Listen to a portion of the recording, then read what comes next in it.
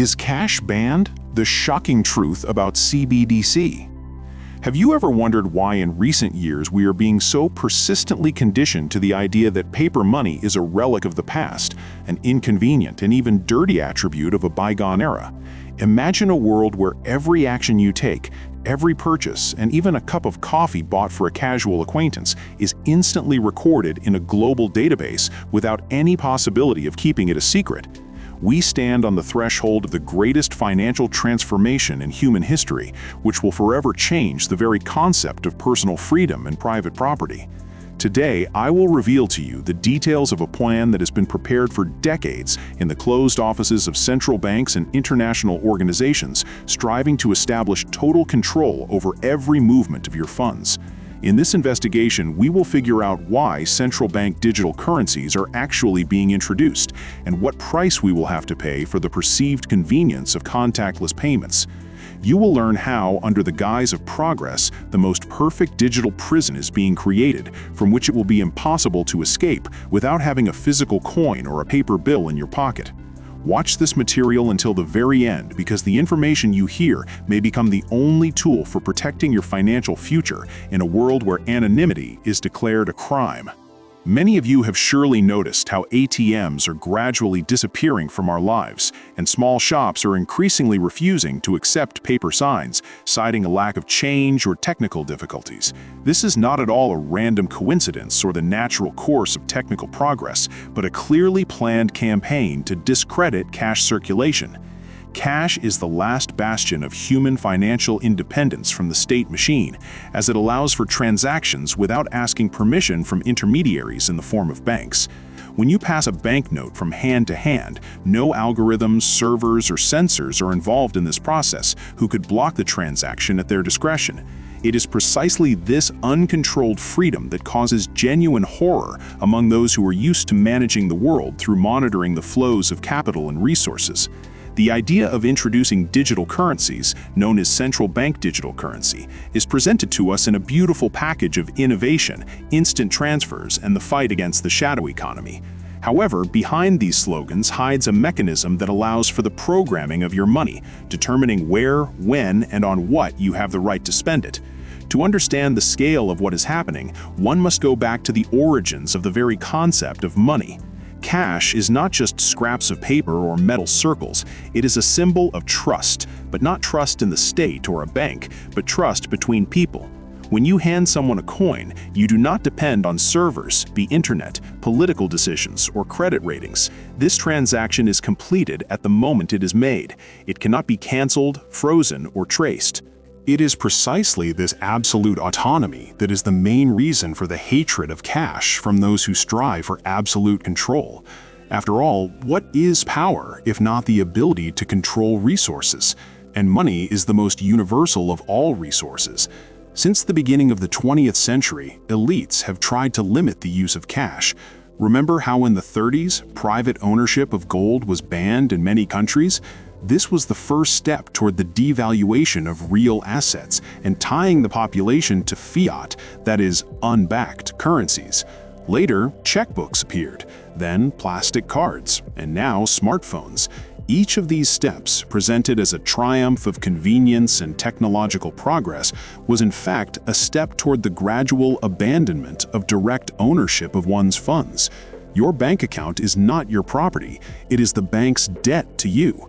And CBDC is the logical conclusion of this process, where the state will become your only bank and your phone will be its branch. Isn't that a frightening prospect? Are we really walking voluntarily into this trap, not seeing that behind the beautiful package of the digital future hides the same old prison? Think about this more deeply. This is not just a theory, it is a reality that is already arriving. Remember history, where similar systems led to catastrophe. Imagine how this will affect your family, your children. Do we really want to live in such a world? Every day of silence is a step toward accepting this system. History teaches us that freedom requires constant vigilance. Technology itself is neutral, but its use depends on those who hold power. Where is the line between security and total control?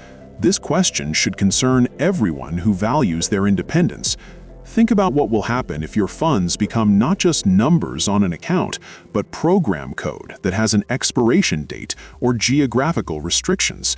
Within the framework of the new financial paradigm, the architects of the system gain the ability to introduce negative interest rates, where your savings will simply burn up if you do not spend them within the specified period.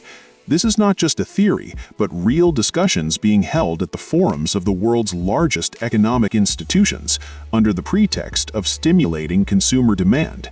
If you do not have the opportunity to take your money out of the bank in the form of physical bills and hide them under a pillow, you become a hostage to any economic policy, even the most predatory.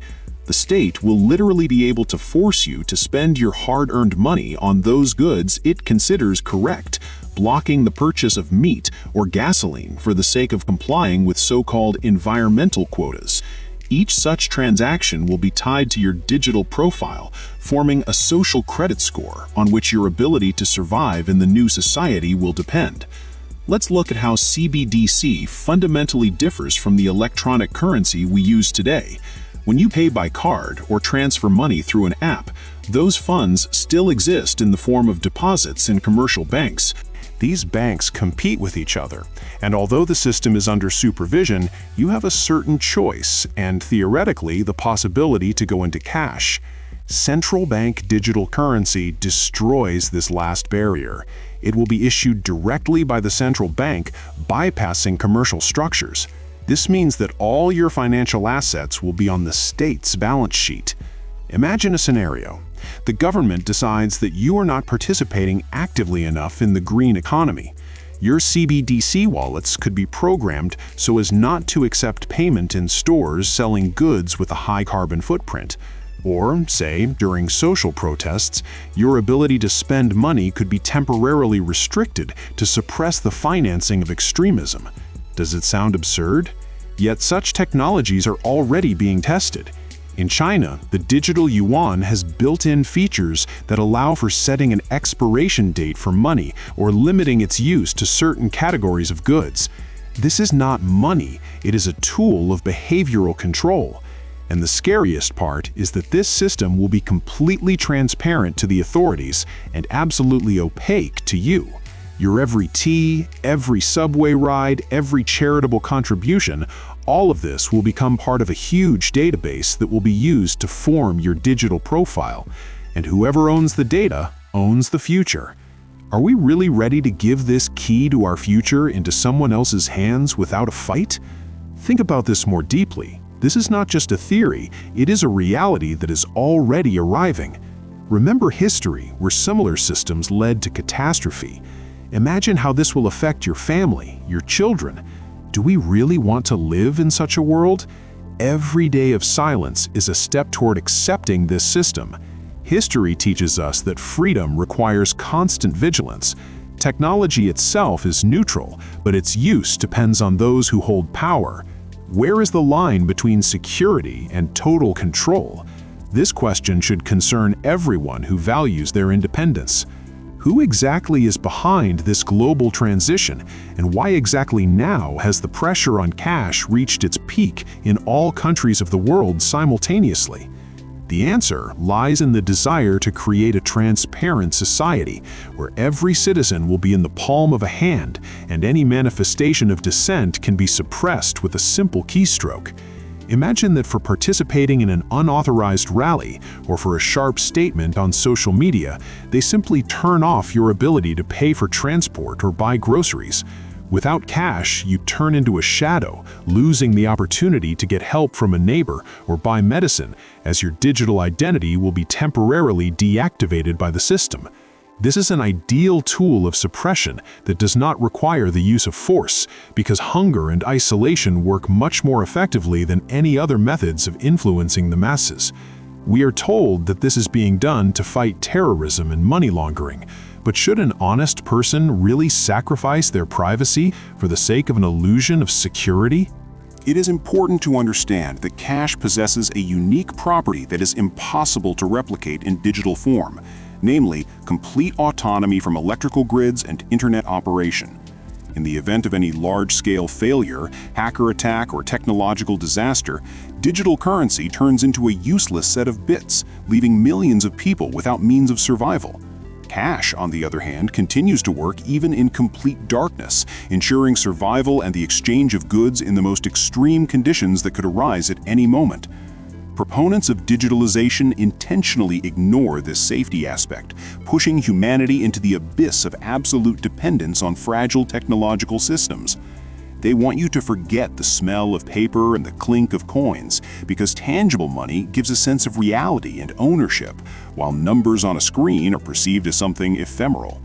We must realize that the struggle to preserve cash is not a struggle against technology, but a battle to preserve human dignity and the right to a private life. We are often told that digital currencies will help eradicate corruption among officials, but in reality, they will only create a caste system where the elite will retain access to closed assets. While an ordinary worker will report for every loaf of bread, the architects of the system will find ways to bypass their own algorithms, using complex schemes and privileged protocols. This is a classic example of how rules are written for the majority to ensure unquestioning obedience, while those who keep their finger on the pulse of the system remain out of reach. All-world experience shows that the centralization of power over finances always leads to abuse and the suppression of small business, which depends most on simple and anonymous settlements. Small family shops and farmers markets will be the first to fall under the weight of digital control, as their activities will become too transparent and burdensome from a tax administration perspective. Resistance to this process exists, but it is fragmented and often marginalized. In some countries, for example in Austria or Switzerland, public movements have achieved temporary success in preserving the right to cash payments. However, the pressure from international organizations and financial markets is enormous. Any country that dares to go against the general trend risks finding itself in isolation, facing economic sanctions or internal financial crises triggered artificially. Therefore, the fight for cash is not just a fight for convenience, it is a fight for sovereignty, both national and personal. Every person who chooses cash thereby makes a statement: I am the master of my money, and no one has the right to dispose of it without my knowledge. But can this resistance stand against technological superiority and the propaganda machine? After all, they have already begun the next stage, preparing public opinion for the complete abandonment of cash. The time has come to wake up and realize that every time you choose to pay by card instead of cash, you are driving another nail into the coffin of your future independence. We need to actively resist the imposition of digital slavery by supporting the circulation of paper money in everyday life and demanding the preservation of the right to anonymous payments.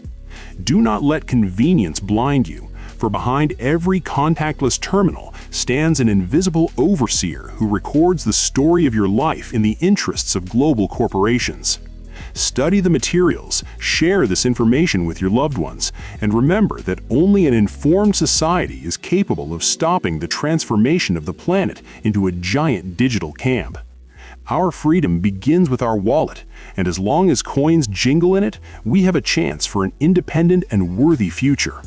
Be vigilant, ask questions, and never take on faith what is imposed under the mask of caring for your comfort, because the real truth is always hidden deeper than it seems at first glance. Tell me, are you ready to entrust your life to an algorithm that at any second can recognize your expenses as inappropriate? Can you be sure that tomorrow your views will not become a reason for blocking your only source of sustenance? The time has come to start thinking critically and not allow your consciousness to be manipulated through fear of germs on bills or tales of the incredible efficiency of the digital world. We must unite in our desire to preserve basic human rights, among which the right to privacy of private life occupies one of the main places. Spread this knowledge, support those who advocate for financial pluralism, and always have a supply of cash as a symbol of your defiance of the approaching tyranny. Only together can we protect that world in which a person remains the master of their money, and not its powerless user under the eternal supervision of artificial intelligence. Your life belongs to you, and only you decide how to dispose of the fruits of your labor in this rapidly changing world.